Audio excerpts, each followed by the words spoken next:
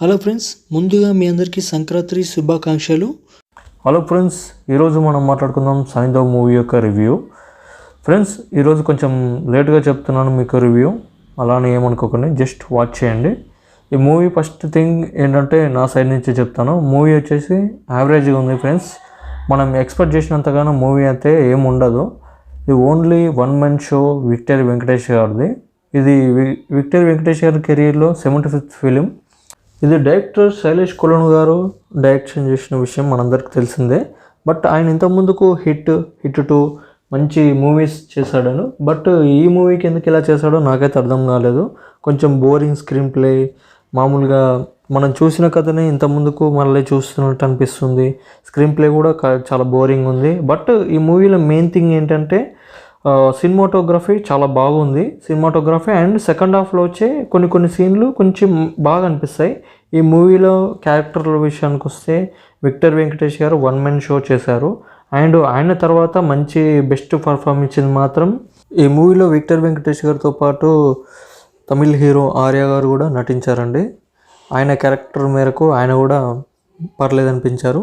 And ఈ మూవీలో heroine గారు కూడా ఓకే పర్లేదు అనిపించారు. అండ్ అలా చిన్న పాప చేసిన క్యారెక్టర్ కూడా ఆ పాప చాలా చక్కగా చేసింది. ఆమె కూడా ఆమె రోల్కి మంచి జస్టిఫై ఇచ్చింది. అండ్ ఇంకో థింగ్ ఏంటంటే మెయిన్ థింగ్ ఈ మూవీలో విలన్ ఈయన మాత్రం చాలా బాగా చేశారండి. ఎందుకంటే థియేటర్ నుంచి బయటకు వచ్చినాక కూడా ఈ క్యారెక్టర్ మనకి గుర్తుంటుంది. ఎందుకంటే అలా ఉంటుంది ఆయన క్యారెక్టర్. ఆయన వచ్చినప్పుడల్లా థియేటర్ మొత్తం కొంచెం అరుపులతో ఉంటుంది. ఆయనకు కొంచెం హిందీ, తెలుగు అలా వచ్చు అన్నట్టు. దాంతో మనకి కొంచెం ఫన్ జనరేట్ అవుతుంది. ఎట్ ఏ టైం ఆయన సీరియస్నెస్ కూడా మనకి కొంచెం అటెన్షన్ గ్రాప్ చేస్తుంది. అండ్ ఇక ముఖ్యంగా విక్టర్ వెంకటేష్ గారి గురించి చెప్పాలంటే ఆయన రోల్కి మాత్రం మంచి ఎనర్జీతోటి మంచి ఫుల్ఫిల్ చేశారు.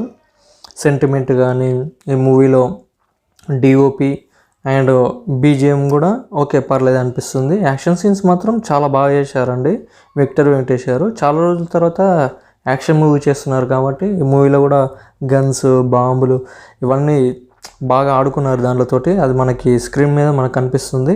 ఈ మూవీ ఫ్యామిలీతో వెళ్ళొచ్చానా అంటే ఓకే, వన్ టైం అయితే విక్టర్ వెంకటేష్ గారి కోసం అయితే ఖచ్చితంగా వెళ్ళొచ్చు. మూవీ ఓకే పర్లేదు అనిపిస్తుంది మనకి. ఈ మూవీ మాత్రం మంచి జస్టిఫై చేశారు ఆయన మాత్రం. అండ్ ఈ మూవీకి నేను వచ్చే rating 2.5 out of 5. And next movie వచ్చేసి నా సామిరంగా ఈ మూవీ రివ్యూ కూడా ఈరోజు సాయంత్రం వరకు నేను అప్లోడ్ చేస్తాను. Please subscribe and share.